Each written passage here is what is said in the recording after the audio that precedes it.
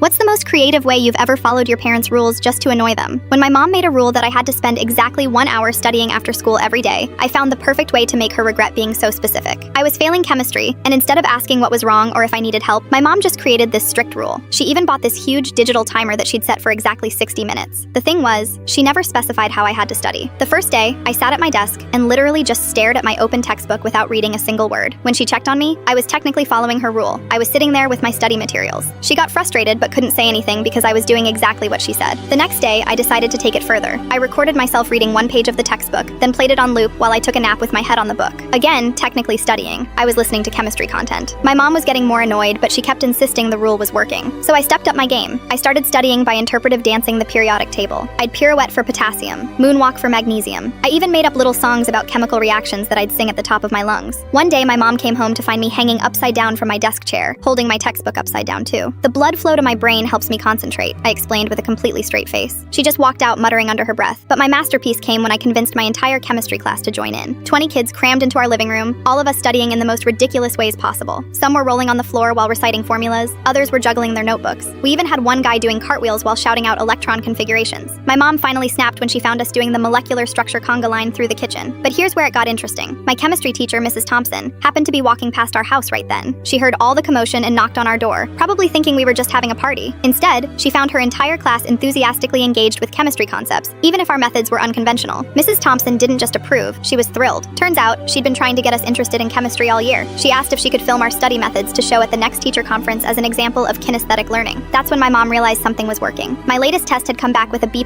way up from my usual Ds. Mrs. Thompson explained that different students learn differently, and my ridiculous study methods were actually helping me remember the material. The next day, my mom replaced her 1 hour rule with something different. She said I could study however I wanted, as long as my grades kept improving. So naturally, I started studying in the most normal, boring way possible. When she asked why I wasn't doing my creative studying anymore, I just shrugged and said, "Oh, now that I'm allowed to do it, it's not as fun." The look on her face was priceless. But the real kicker came at the end of the semester. The principal called my mom in for a meeting. Apparently, after Mrs. Thompson shared our study methods, other teachers started incorporating movement and creativity into their lessons. Test scores were up across all subjects. They even invited me to demonstrate my interpretive chemistry dance at the next school assembly. I did the whole periodic table, complete with a backflip for boron, got a standing ovation. My mom just sat there in the audience, shaking her head but finally smiling. After the assembly, she handed me a new timer. This one shaped like a dancing molecule. "Study however you want," she said, "but maybe keep the conga line outside next time."